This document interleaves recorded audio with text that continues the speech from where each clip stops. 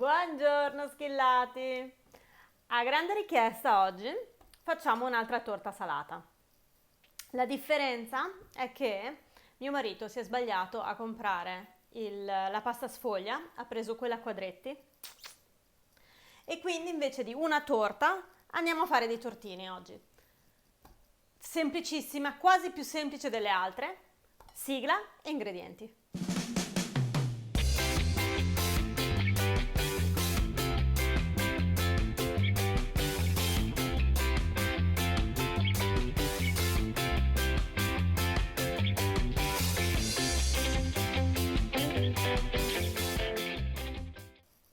Per fare questi tortini stellari vi servono intanto la pasta sfoglia. Come vi ho detto, io oggi uso questa che è quella surgelata di queste dimensioni, potete anche usare quella normale quadrata, quella che avete. Poi vi servono degli spinaci.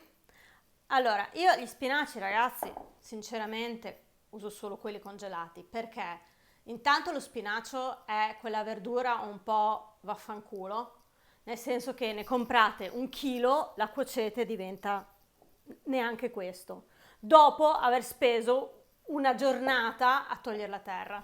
Quindi io le prendo congelati.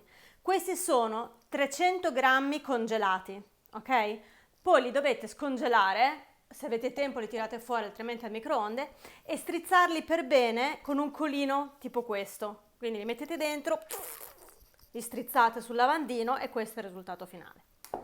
Poi vi serve una confezione di ricotta, circa 30 grammi di parmigiano grattugiato, 2 uova, sale, pepe, noce moscata intera, il burro per imburrare e poi se le volete fare a tortini come le faccio io oggi vi servono delle gugiotti di questo tipo che vadano in forno. Le dosi che vi do oggi vanno però anche per una tortiera normale, ok? Quindi vedete quello che avete in casa. E poi un pennellino. E per la decorazione questo è uno stampino da biscotti a forma di stella, usate quello che avete. Se non avete stampini ma volete fare comunque una decorazione potete anche usare un bicchiere, lo mettete in mezzo, tagliate, fate quello che volete. Be creative. Allora, il forno lo accendiamo a 200 gradi statico e adesso vediamo come iniziare a fare la farcia. Scongelati che sono i nostri spinaci e strizzati, il resto è di una semplicità disarmante. Prendete la ricotta, la buttate dentro, il vostro parmigiano lo buttate dentro e poi ci mettete un uovo intero. Normalmente basterebbe, ma visto che vogliamo fare un po' i fighi e fare un po' di decoration, adesso l'altro uovo invece lo dobbiamo dividere, vi faccio vedere come si fa. Prendete 2 ciotole, un uovo e dove volete avere i bianchi lo aprite, fate 2 passaggini così, plop, e lo dividiamo. Il rosso ci serve per indorare le stelline di decorazione, il bianco, visto che non si butta via niente, lo mettiamo dentro. Questo lo mettiamo via che ci serve dopo. Una bella manata di pepe, una bella manata di sale, perché gli spinaci, raga, non sanno di niente. E come ben sapete io adoro la noce moscata e quindi una ravanata di noce moscata. Questo lo dico sempre tutte le volte che lo uso, ma amo ripetermi, amo ascoltare la mia voce. Noce moscata sempre, sempre, sempre, sempre grattugiata sul momento, perché capisco la comodità di comprarla quella già grattugiata, però non sa di assolutamente nulla. Quindi francamente prendetevi lo sbattimento qui 10 secondi, fa bene anche qui al muscolo dell'avambraccio dell'applauso. E poi andiamo a amalgamare tutto quanto.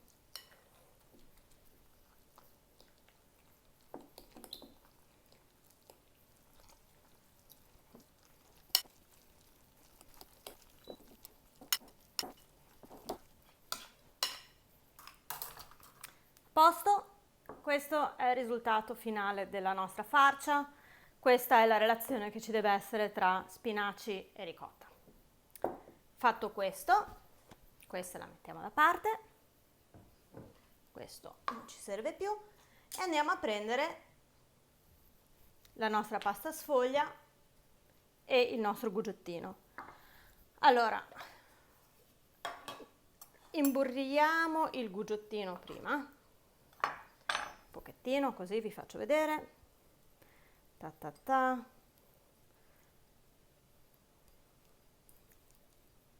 Volendo, e soprattutto anche se usate una tortiera grande, potete anche mettere la carta da forno, non è indispensabile questo passaggio. Adesso ne ho messo troppo.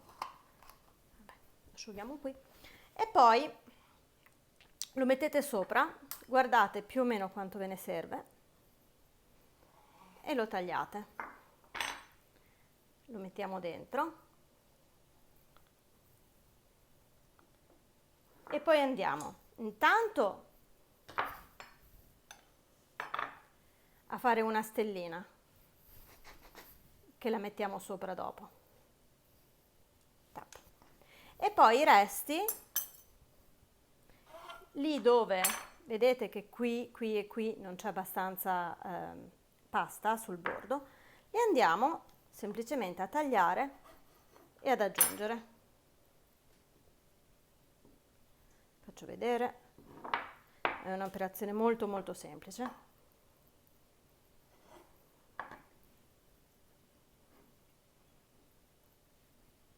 Fate in modo che si attacchino bene. La pasta sfoglia, questa era quella congelata, 10 minuti su un tagliere di legno e lei si scongela.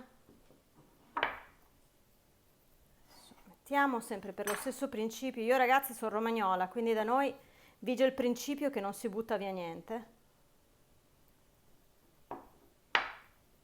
E andiamo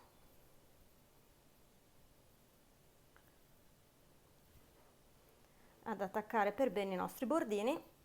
Vedete, questo è il risultato finale. E poi, very simple, ci mettiamo la farcia.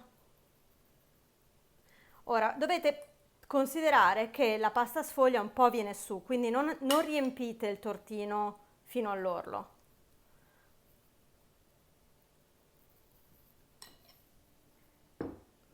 Basta così, è un po' il principio del muffin, ok?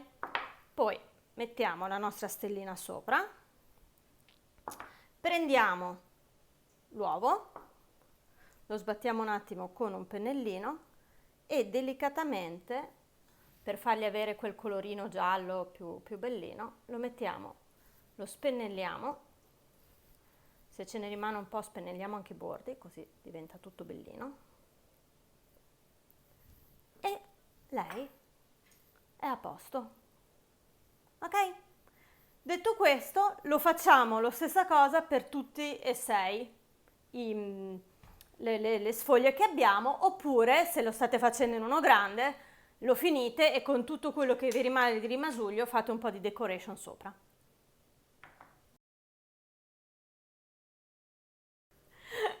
Ok ragazzi, passati 20 minuti, 18-20 minuti, ci siamo accorti, anzi mentre stavamo cuocendo, di un horrible fail, perché vedete, questa, che è quella originale, la stellina è rimasta moscia.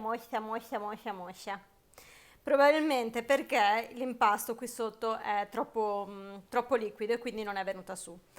Per rimediare, visto che ne avevamo messe soltanto 2, le altre stelline le abbiamo messe separatamente a cuocere 5-8 minuti e le mettiamo su dopo. Quindi a questa qui ho tolto la stellina moscia e ne ho messo un altro. Il risultato finale, questa la tolgo, deve essere così, ok?